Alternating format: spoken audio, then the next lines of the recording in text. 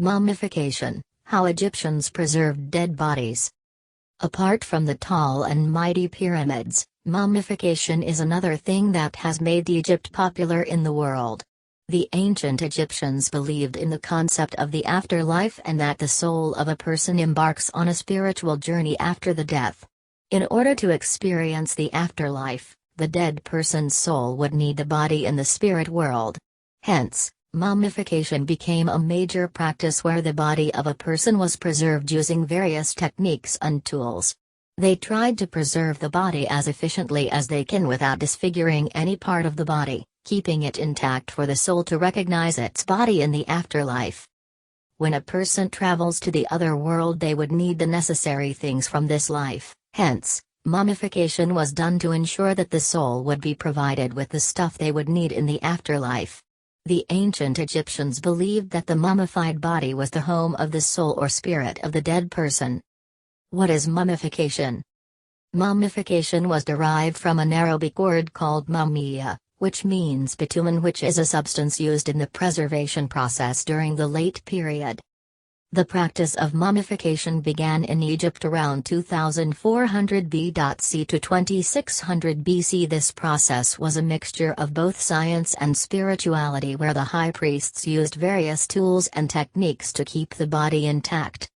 The earliest mummies are from the prehistoric time period and were accidental. Dry sand and air worked as the preservatives for the bodies buried deep down in the land. The method of embalming or treating the body in order to protect it from decaying is called mummification. There were varieties of ingredients used for the preservation which high priests used during the process. The mummification process was a lengthy and time-consuming procedure that took 70 days of time and required proper care. The high priest took the necessary precautions to protect the body from decaying, right from cleaning the body to removing the internal organs from it and so on. Various rituals were performed during the process and prayers were chanted from the Book of the Dead. Do you know, not only humans but animals were also mummified? Animals like cats, crocodiles, ibises, etc., were largely mummified in ancient Egypt as they were considered sacred and had great religious value in Egyptian culture. We have discussed the step-by-step process of mummification in the next segment. So, keep reading. Process of mummification and tools used in it. The mummies we found today are thousands of years old yet well preserved and in good condition. It is the result of outstanding techniques used for mummification. The New Kingdom, 1570 to 1075 BCE, is believed to be the best era of mummification, where mummies of many pharaohs like Tutankhamun were preserved using best techniques and tools. Let us shed light on the process of mummification, which took 70 days and consist of various stages like embalming, cleaning, and wrapping the body. Step 1. Removal of internal organs. The high priests, also called the embalmers, first removed the brain of the corpses with a hook that resembled a crochet needle they inserted through the nostrils.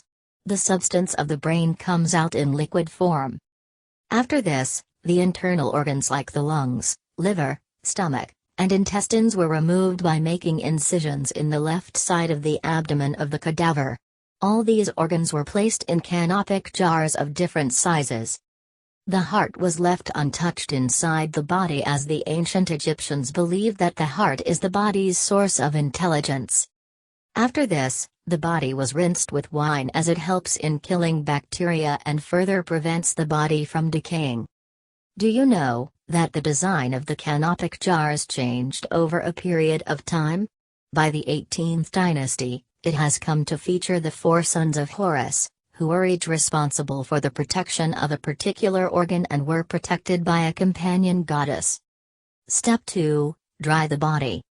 Next, the embalmers made sure to remove all the moisture from the body, as moisture can lead to decay. To remove the moisture from the body, embalmers used a chemical disinfectant called natron, which is a compound of sodium carbonate and sodium bicarbonate. Corpses were filled with natron bags thoroughly so as to suck out the moisture completely from it. The natron was found in the dried river. The cadavers are fully covered and packed with the natron for 35 to 40 days. After 40 days, the body turns black color.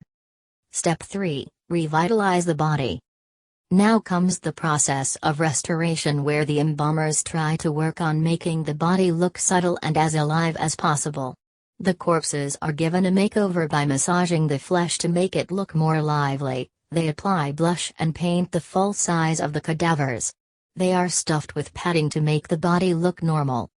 Step 4. Wrap the body. Finally, high priests wrap each and every part of the body with multiple layers of linen strips, the ones you must have seen in mummy movies or cartoons. Each body is wrapped in around 100 yards of linen strip. Step 5. Bid farewell.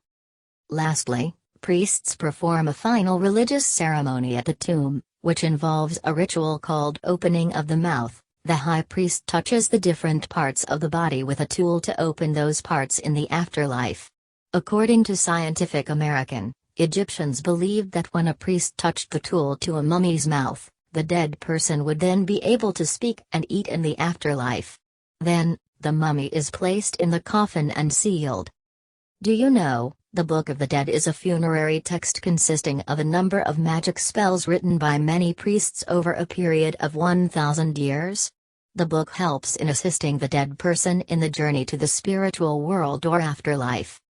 The above process also varies for different people in terms of the money they can afford for mummification.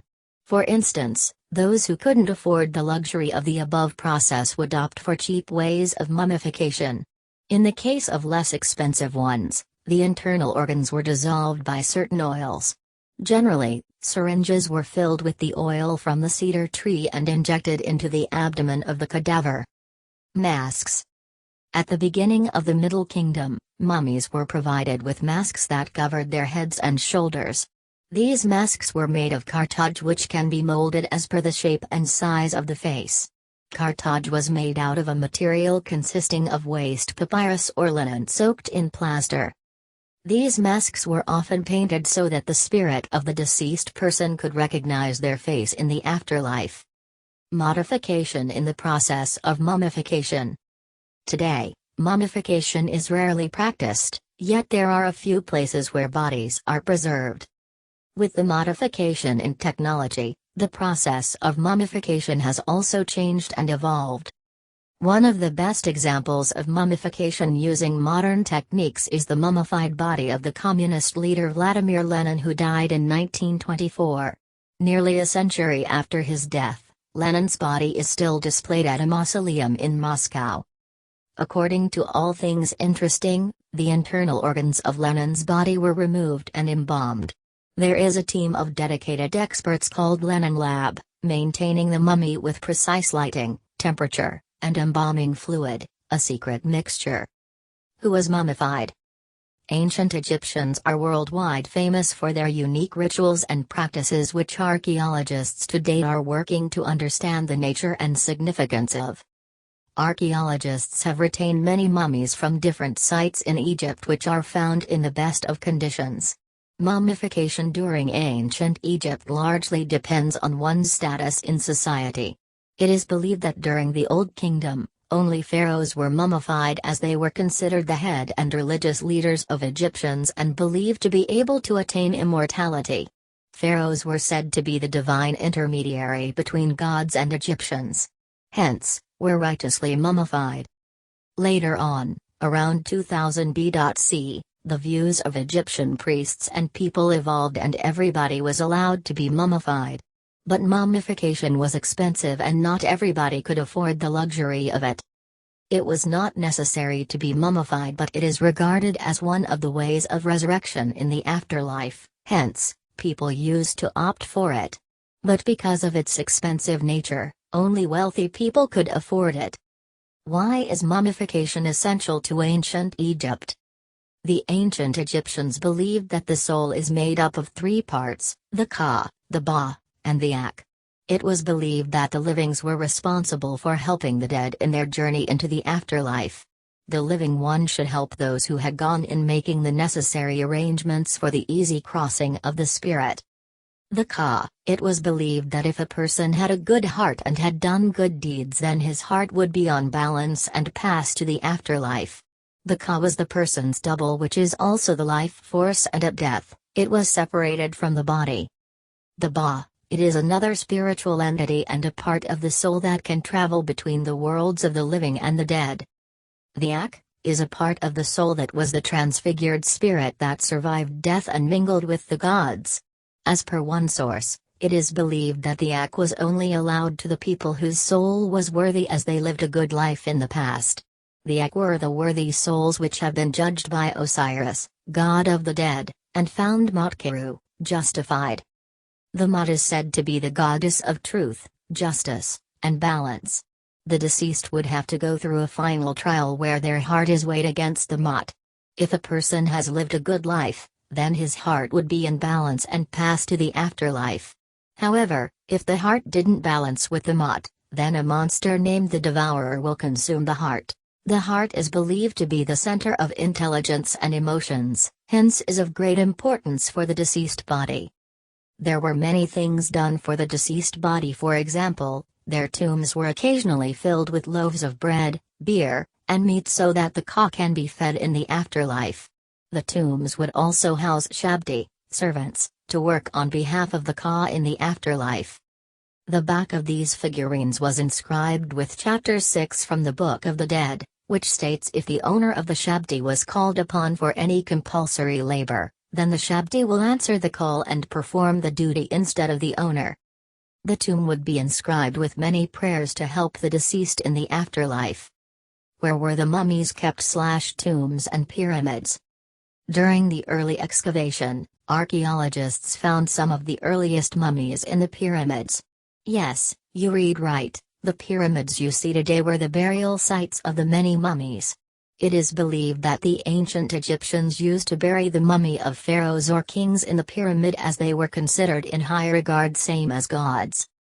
Then, the tombs were sealed so that nobody could enter inside. Pyramids were made of different styles, such as the step pyramid, which looked like a staircase at different levels, and the bent pyramid, which is bent at the top. Examples of famous Egyptian mummies with pictures. Let us talk about a few of the famous Egyptian mummies found over a course of the period. Queen Hatshepsut. The mummy of Queen Hatshepsut was founded in 1903 by Howard Carter in the Valley of the Kings. She was one of the first female pharaohs and the fifth pharaoh of the 18th dynasty, born in 1507 BC and died in 1458 BC. It is believed that she ruled longer than any other female pharaohs ruled before her, like Nyarlathotep, Queen Mernith, Nineth, and Sobkneferu. King Tutankhamun. He was born in 1341 and died in 1323 BC at the very young age of 18. He was the last pharaoh of the royal family to rule during the end of the 18th dynasty.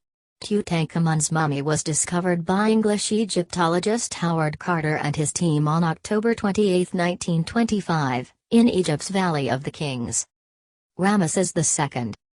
Ramesses II was born in 1303 BC and died in 1213 BC. He reigned for almost 60 years. During his reign he commissioned the construction of many cities, monuments and temples. His mummy was discovered in 1881 in the Valley of the Kings. Mummies are proof of the ancient Egyptians' faith and belief in the afterlife.